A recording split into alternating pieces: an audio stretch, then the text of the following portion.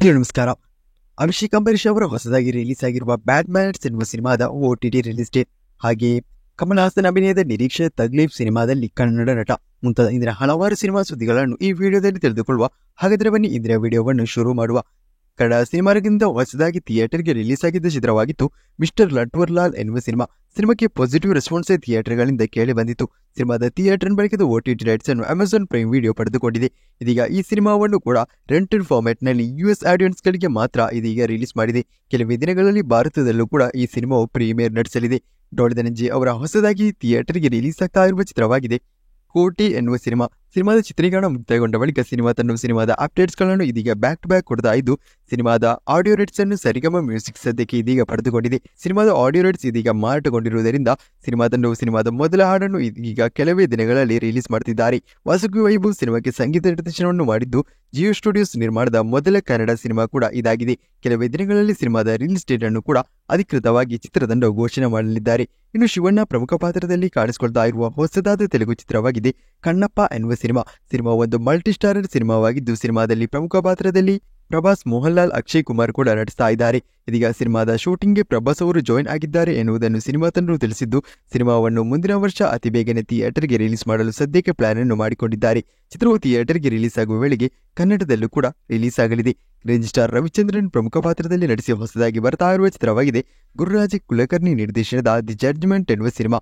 ಸಿನಿಮಾದಲ್ಲಿ ಪ್ರಮುಖ ಪಾತ್ರದಲ್ಲಿ ದಿಗಂತ್ ಕೂಡ ನಡೆಸ್ತಾ ಇದ್ದು, ಇದೀಗ ಸಿನಿಮಾ ತಂಡವು ಸಿನಿಮಾದ ರಿಲೀಸ್ ಡೇಟ್ ಅನ್ನು ಅಧಿಕೃತವಾಗಿ ಘೋಷಣೆ ಮಾಡಿದ್ದಾರೆ. ಮೇ 24ಕ್ಕೆ ಈ ಚಿತ್ರವು ಥಿಯೇಟರ್ಗೆ ರಿಲೀಸ್ ಆಗ್ತಾ ಇದೆ. ಸಿನಿಮಾವನ್ನು ಕರ್ನಾಟಕದಾದ್ಯಂತ ರಿಲಯನ್ಸ್ ಎಂಟರ್ಟೈನ್ಮೆಂಟ್ ಅವರು ವಿತರಣೆ ಮಾಡುತ್ತಿದ್ದಾರೆ. ಮಲಯಾಳಂ ನಟ ಫಹದ್ ಫಾಸಿಲ್ ಅಭಿನಯದಲ್ಲಿ ಇತ್ತೀಚೆಗೆ ರಿಲೀಸ್ ಆಗಿರುವ ಆವೇಶಂ ಎನ್ನುವ ಸಿನಿಮಾವು ಇದೀಗ OTTಯಲ್ಲೂ ಕೂಡ ದೊಡ್ಡ ಮಟ್ಟಿನ ಸದ್ದನ್ನೇ ಮಾಡ್ತಾ ಇದ್ದು, ಚಿತ್ರವು ಥಿಯೇಟರ್ಗೆ ರಿಲೀಸ್ ಆಗಿ 4 ವಾರದಲ್ಲಿ 10,60,00,000 ಕಲೆಕ್ಷನ್ ಅನ್ನು ಕರ್ನಾಟಕ ಬಾಕ್ಸ್ ಆಫೀಸಿನಿಂದ ಮಾತ್ರ ಮಾಡುವ ಮೂಲಕ ಕರ್ನಾಟಕದಲ್ಲಿ ಅತ್ಯಂತ ಹೆಚ್ಚು ಕಲೆಕ್ಷನ್ ಅನ್ನು ಮಾಡಿರುವ 2ನೇ ಮಲಯಾಳಂ ಸಿನಿಮಾ ಎನ್ನುವ ಖ್ಯಾತಿಯನ್ನು ಕೂಡ ಈ ಚಿತ್ರವು ಪಡೆದುಕೊಂಡಿದೆ. ಇನ್ನು OTTಯಲ್ಲಿ ರಿಲೀಸ್ ಆದರೂ ಕೂಡ ಸಿನಿಮಾಕ್ಕೆ ಒಳ್ಳೆಯ ಶೋಗಳಲ್ಲಿ ಇದೀಗ ಥಿಯೇಟರ್ಗಳಲ್ಲಿ ಕರ್ನಾಟಕದಲ್ಲಿ ಚಿತ್ರವು ಓಡ್ತಾ ಇದೆ. ಇನ್ನು ಹೊಸದಾಗಿ ರಾಮನ ಅವತಾರ ಎನ್ನುವ ರಿಷಿ ಅಭಿನಯದ ಚಿತ್ರವು ಥಿಯೇಟರ್ಗೆ ರಿಲೀಸ್ ಆಗಿದ್ದು, ಸಿನಿಮಾಕ್ಕೆ ಥಿಯೇಟರ್ಗಳಿಂದ ಇದೀಗ ಒಂದೊಳ್ಳೆಯ ರೆಸ್ಪಾನ್ಸ್ ಕೇಳಿ ಬರ್ತಾ ಇದೆ. ಮೊದಲ ದಿನ ಸಿನಿಮಾವು ಥಿಯೇಟರ್ಗಳಲ್ಲಿ 5ರಿಂದ 10 ಲಕ್ಷದ ಒಳಗೆ ಕಲೆಕ್ಷನ್ ಮಾಡಿದೆ ಎನ್ನುವ ಮಾಹಿತಿಗಳು ಕೂಡ ಲಭ್ಯಗೊಂಡಿದೆ. ತಮಿಳಿನಿಂದ ಸ್ಟಾರ್ ಎನ್ನುವ ಸಿನಿಮಾ ಕೂಡ ಇದೀಗ ಥಿಯೇಟರ್ಗೆ ರಿಲೀಸ್ ಆಗಿದ್ದು, ಚಿತ್ರಕ್ಕೆ ಕೂಡ ಥಿಯೇಟರ್ಗಳಿಂದ ಪಾಸಿಟಿವ್ ರೆಸ್ಪಾನ್ಸ್ ಕೇಳಿ ಬರ್ತಾ ಇದೆ. ಸಿನಿಮಾವು ಇದೀಗ ಥಿಯೇಟರ್ಗೆ ರಿಲೀಸ್ ಆದ ಮೊದಲ ದಿನ 10 ಲಕ್ಷ ಪ್ಲಸ್ ಕಲೆಕ್ಷನ್ ಅನ್ನು ಕರ್ನಾಟಕದಿಂದ ಮಾತ್ರವೇ ಮಾಡಿಕೊಂಡಿದೆ. ಇನ್ನು ಪುನೀತ್ ರಾಜ್ಕುಮಾರ್ ಅವರ ಜಾಕಿ ಎನ್ನುವ ಸಿನಿಮಾವು ರಿಲೀಸ್ನಲ್ಲಿ ದೊಡ್ಡ ಮಟ್ಟಿನ ಸಕ್ಸಸ್ ಅನ್ನು ಕಂಡ ಬಳಿಕ ಇದೀಗ ಅವರ 2 ಸಿನಿಮಾಗಳು ಇವತ್ತು ಥಿಯೇಟರ್ಗಳು ರಿಲೀಸ್ ಆಗಿದ್ದು, ಮೊದಲನೇದು ಅಂಜನಿ ಪುತ್ರ ಎನ್ನುವ ಸಿನಿಮಾ, ಅದು ಅಲ್ಲದೆ ಅವರ ಪವರ್ ಎನ್ನುವ ಸಿನಿಮಾ ಕೂಡ ಇದೀಗ ಥಿಯೇಟರ್ಗಳಲ್ಲಿ ರಿಲೀಸ್ ನಡೆಸಿದೆ. ಈ 2 ಸಿನಿಮಾಕ್ಕೂ ಕೂಡ ಇದೀಗ ರಿಲೀಸ್ನಿಂದ ನೆಗೆಟಿವ್ ರೆಸ್ಪಾನ್ಸ್ ಕೇಳಿ ಬರ್ತಾ ಇದೆ.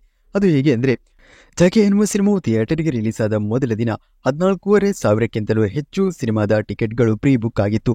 ಇನ್ನು ಅಂಜನಿ ಪುತ್ರ ಹಾಗೆ ಪವರ್ ಸಿನಿಮಾದ ಪ್ರೀ ಬುಕ್ ಅಂದರೆ ಅಡ್ವಾನ್ಸ್ ಬುಕ್ಕಿಂಗ್ ಅನ್ನು ನೋಡ್ತಾ ಇದ್ರೆ, ಮೊದಲ ದಿನ ಈ 2 ಸಿನಿಮಾವನ್ನು ಒಟ್ಟಿಗೆ ಸೇರಿಸಿ 320 ಟಿಕೆಟ್ಗಳು ಮಾತ್ರವೇ ಮಾರಾಟಗೊಂಡಿದೆ. ಅದರಿಂದಲೇ ಯಾವ ರೀತಿ ಸಿನಿಮಾವು ಥಿಯೇಟರ್ಗಳಲ್ಲಿ ರಿಲೀಸ್ನಲ್ಲಿ ಸೋಲ್ತಾ ಇದೆ ಎನ್ನುವುದು ಇಲ್ಲಿ ಗಮನಿಸಬಹುದು. ಇನ್ನು ಹೊಸದಾಗಿ ಕಮಲ್ ಹಾಸನ್ ಅಭಿನಯದಲ್ಲಿ ಬರ್ತಾ ಇರುವ ಒಂದು ಬಿಗ್ ಬಜೆಟ್ ಚಿತ್ರವಾಗಿದೆ ತಗ್ಲೀಫ್ ಎನ್ನುವ ಸಿನಿಮಾ. ಸಿನಿಮಾದಲ್ಲಿ ಪ್ರಮುಖ ಪಾತ್ರದಲ್ಲಿ ಸಿಲಂಬರಸನ್, ಅಶೋಕ್ ಸೆಲ್ವನ್, ತ್ರಿಷಾ ನಡೆಸ್ತಾ ಇದ್ದು, ದೊಡ್ಡ ಮಟ್ಟಿನಲ್ಲೇ ಚಿತ್ರವನ್ನು ಮೇಕಿಂಗ್ ಮಾಡಲಾಗ್ತಾ ಇದೆ. ಸಿನಿಮಾದ ಚಿತ್ರೀಕರಣ ಕೂಡ ಇದೀಗ ನಡೀತಾ ಇದೆ. ಇದೀಗ ಸಿನಿಮಾದಲ್ಲೊಂದು ಪ್ರಮುಖ ಪಾತ್ರದಲ್ಲಿ ಕನ್ನಡ ನಟ ರಿಷಿ ನಟಿಸಲಿದ್ದಾರೆ ಎನ್ನುವ ಮಾಹಿತಿಯನ್ನು ಅವರೇ ಸ್ವತಃ ಇದೀಗ ಕನ್ಫರ್ಮ್ ಮಾಡಿದ್ದಾರೆ.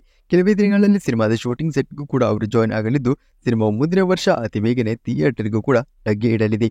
ಇನ್ನು ಹೊಸದಾಗಿ ಕನ್ನಡದಿಂದ ರಿಲೀಸ್ ಆಗಿರುವ ಧರಣಿ ಮಂಡಲ ಮಧ್ಯದೊಳಗೆ ಎನ್ನುವ ಸಿನಿಮಾ OTTಯಲ್ಲಿ ರಿಲೀಸ್ ಆಗಿರಲಿಲ್ಲ. ಸಿನಿಮಾಕ್ಕೆ ಥಿಯೇಟರ್ಗಳಿಂದ ಫುಲ್ ಪಾಸಿಟಿವ್ ರೆಸ್ಪಾನ್ಸ್ ಕೇಳಿ ಬಂದಿದ್ರು ಕೂಡ ದೊಡ್ಡ ಮಟ್ಟಿನ ಸಕ್ಸಸ್ ಅನ್ನು ಕೂಡ ಕಂಡಿಲ್ಲ. ಇದೀಗ ಈ ಚಿತ್ರ ಕೂಡ ಅಮೆಜಾನ್ ಪ್ರೈಮ್ ವಿಡಿಯೋದಲ್ಲಿ ರೆಂಟೆಡ್ ಫಾರ್ಮ್ಯಾಟ್ನಲ್ಲಿ US ಆಡಿಯನ್ಸ್ಗಳಿಗೆ ಮಾತ್ರವೇ ಲಭ್ಯ ಇರುವಂತೆ ರಿಲೀಸ್ ಆಗಿದೆ. ಇನ್ನು ಹೊಸದಾಗಿ ತಮಿಳದ ಧನುಷ್ ಅವರ ಬರ್ತಾ ಇರುವ ಚಿತ್ರವಾಗಿದೆ ರಾಯನ್ ಎನ್ನುವ ಸಿನಿಮಾ. ಸಿನಿಮಾವು ಈ ಬರುವ ಜೂನ್ 13ಕ್ಕೆ ಥಿಯೇಟರ್ಗೆ ರಿಲೀಸ್ ಆಗ್ತಾ ಇದ್ದು, ಇದು ಒಂದು ಮಾಸ್ ಆಕ್ಷನ್ ಎಂಟರ್ಟೈನ್ಮೆಂಟ್ ಚಿತ್ರವಾಗಿದೆ. ಸಿನಿಮಾದ ಕರ್ನಾಟಕದ ವಿತರಣಾ ಹಕ್ಕನ್ನು AV ಮೀಡಿಯಾ ಅವರು ಪಡೆದುಕೊಂಡಿದ್ದಾರೆ.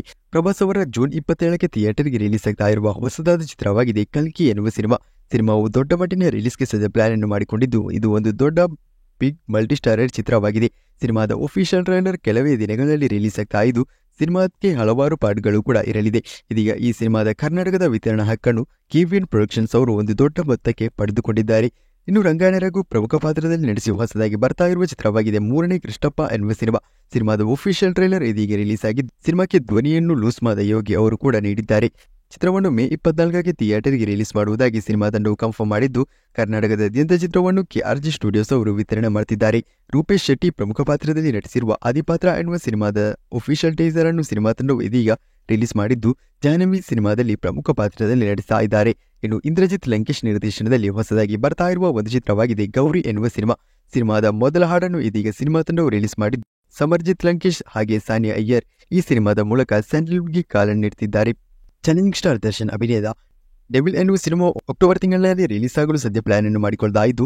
ಸಿನಿಮಾದ ಶೂಟಿಂಗ್ ಕೆಲವೇ ದಿನಗಳಲ್ಲಿ ಮತ್ತೆ ಆರಂಭಗೊಳ್ಳಲಿದೆ.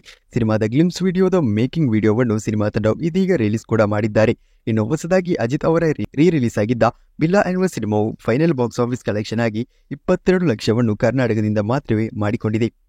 ಇನ್ನು ರಾಮನ ಅವತಾರ ಹೊರತುಪಡಿಸಿ ಸ್ಯಾಂಡಲ್ವುಡ್ನಿಂದ ವಿಜಯ್ ರಾಘವೇಂದ್ರ ಅಭಿನಯದ ಗ್ರೀನ್ ಗೇಮ್ಸ್ ಎನ್ನುವ ಸಿನಿಮಾ ಕೂಡ ಥಿಯೇಟರ್ಗೆ ರಿಲೀಸ್ ಆಗಿದ್ದು, ಆವರೇಜ್ ರೆಸ್ಪಾನ್ಸ್ ಈ ಸಿನಿಮಾಕ್ಕೂ ಕೂಡ ಥಿಯೇಟರ್ಗಳಿಂದ ಕೇಳಿ ಬರ್ತಾ ಇದೆ. ಅದು ಅಲ್ಲದೆ ಅಲೇಖ್ಯ 4 and 6 ಎನ್ನುವ ಸಿನಿಮಾಗಳು ಕೂಡ ಥಿಯೇಟರ್ಗೆ ರಿಲೀಸ್ ಆಗಿ ಆವರೇಜ್ ರೆಸ್ಪಾನ್ಸ್ ಅನ್ನೇ ಪಡಿತಾ ಇದೆ. ಅಜಿತ್ ಅವರ ಹೊಸದಾಗಿ ಇನ್ನು ಬರ್ತಾ ಇರುವ ಚಿತ್ರವಾಗಿದೆ ವಿದಾ ಮೊಯರ್ಚಿ ಎನ್ನುವ ಸಿನಿಮಾ.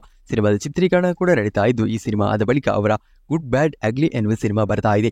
ಇತ್ತೀಚೆಗೆ ಸೂಪರ್ ಹಿಟ್ ಅನ್ನೇ ಪಡೆದುಕೊಂಡಿರುವ ವಿಶಾಲ್ ಅಭಿನಯದ ಮಾರ್ಕ್ ಆಂಟನಿ ಸಿನಿಮಾದ ಖ್ಯಾತಿ ನಿರ್ದೇಶಕ ಈ ಸಿನಿಮಾವನ್ನು ನಿರ್ದೇಶನ ಮಾಡ್ತಾ ಇದ್ದು, ಚಿತ್ರದ ಚಿತ್ರೀಕರಣವನ್ನು ಸಿನಿಮಾ ತಂಡವು ಆರಂಭ ಮಾಡಿದ್ದಾರೆ.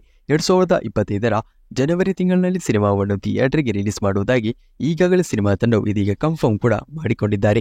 ಇನ್ನು ತಮಿಳುನಾಟ ಜಿವಿ ಪ್ರಕಾಶ್ ಪ್ರಮುಖ ಪಾತ್ರದಲ್ಲಿ ನಟಿಸಿರುವ ಕಲ್ವನ್ ಎನ್ನುವ ಸಿನಿಮಾವು ಈ ಬರುವ ಮೇ 14ಕ್ಕೆ ಡಿಸ್ನಿ ಪ್ಲಸ್ ಹಾಟ್‌ಸ್ಟಾರ್ ಎನ್ನುವ OTT ಪ್ಲಾಟ್ಫಾರ್ಮ್ನಲ್ಲಿ ರಿಲೀಸ್ ಆಗಲಿದೆ. ಅಭಿಷೇಕ್ ಅಂಬರೀಶ್ ಅವರ ಅಮರ್ ಎನ್ನುವ ಚಿತ್ರ ಥಿಯೇಟರ್ಗೆ ರಿಲೀಸ್ ಆದ ಬಳಿಕ ಅವರ ಕೆರಿಯರ್ನಿಂದ ರಿಲೀಸ್ ಆಗಿದ್ದ ಎರಡನೇ ಚಿತ್ರವಾಗಿತ್ತು ಬ್ಯಾಡ್ ಮ್ಯಾನರ್ಸ್ ಎನ್ನುವ ಸಿನಿಮಾ. ಕಳೆದ ನವೆಂಬರ್ನಲ್ಲಿ ಚಿತ್ರವು ಥಿಯೇಟರ್ಗೆ ರಿಲೀಸ್ ಆದರೂ ಕೂಡ ಸಿನಿಮಾದ OTT ರಿಲೀಸ್ ಇದುವರೆಗೂ ನಡೆದಿಲ್ಲ. ಸಿನಿಮಾದ OTT ರಿಲೀಸ್ಗೆ ಹಲವಾರು ಮಂದಿ ಕಾಯ್ತಾ ಇದ್ದು, ಇದೀಗ ಈ ಸಿನಿಮಾವು OTT ರಿಲೀಸ್ ಆಗುವುದಕ್ಕಿಂತಲೂ ಮೊದಲು ಉದಯ ಟಿವಿ ಎನ್ನುವ ವಾಹಿನಿಯಲ್ಲಿ ಪ್ರೀಮಿಯರ್ ನಡೆಸಲಿದೆ.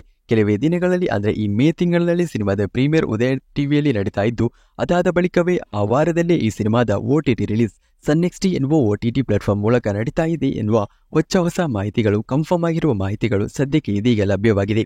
ಮಲಯಾಳಂನ industry hit cinema Manjummel boys ಎನ್ನುವ ಸಿನಿಮಾವು ಇದೀಗ ಕರ್ನಾಟಕದಲ್ಲಿ ಫೈನಲ್ ಬಾಕ್ಸ್ ಆಫೀಸ್ ಕಲೆಕ್ಷನ್ ಅನ್ನು ಮಾಡಿದ್ದು, ಚಿತ್ರವು ಥಿಯೇಟರ್ಗೆ ರಿಲೀಸ್ ಆದ ಇದುವರೆಗೂ ಕರ್ನಾಟಕದಿಂದ 15,80,00,000 ಕಲೆಕ್ಷನ್ ಅನ್ನು ಮಾಡಿಕೊಂಡಿದೆ. ಈ ಮೂಲಕ ಈ ಸಿನಿಮಾವು ಮಲಯಾಳಂ ಸಿನಿಮಾ ರಂಗದಿಂದ ಕರ್ನಾಟಕದಲ್ಲಿ ರಿಲೀಸ್ ಆಗಿ ಅತ್ಯಂತ ಹೆಚ್ಚು ಕಲೆಕ್ಷನ್ ಅನ್ನು ಮಾಡಿರುವ ಸಿನಿಮಾ ಎನ್ನುವ ಖ್ಯಾತಿಯನ್ನು ಕೂಡ ಪಡೆದುಕೊಂಡಿದ್ದು, ದೊಡ್ಡ ಮಟ್ಟಿನ ಕಲೆಕ್ಷನ್ ಅನ್ನು ಸಿನಿಮಾವು ವಿಶ್ವದಾದ್ಯಂತ ಬಾಕ್ಸ್ ಆಫೀಸ್ನಿಂದ 235 ಕೋಟಿ ಪ್ಲಸ್ ಕಲೆಕ್ಷನ್ ಮಾಡುವ ಮೂಲಕ ಪಡೆದುಕೊಂಡಿದೆ.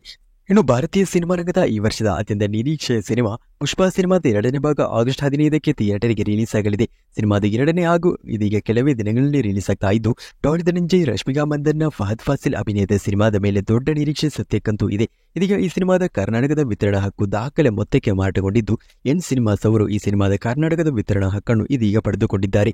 ಸಿನಿಮಾವು ಈಗಾಗಲೇ ಬಿಸ್ನೆಸ್ನಿಂದ 1,000 ಕೋಟಿ ಪ್ಲಸ್ ಕಲೆಕ್ಷನ್ ಅನ್ನು ಮಾಡುವುದು ಕನ್ಫರ್ಮ್ ಆಗಿದೆ. ಇವಿಷ್ಟು ಇಂದಿನ ಸಿನಿಮಾ ಸುದ್ದಿಗಳು. ಇಂತಹ ಸುದ್ದಿಗಳಿಗಾಗಿ ನಮ್ಮ ಚಾನೆಲ್ ಅನ್ನು ಈಗಲೇ ಸಬ್ಸ್ಕ್ರೈಬ್ ಮಾಡಿ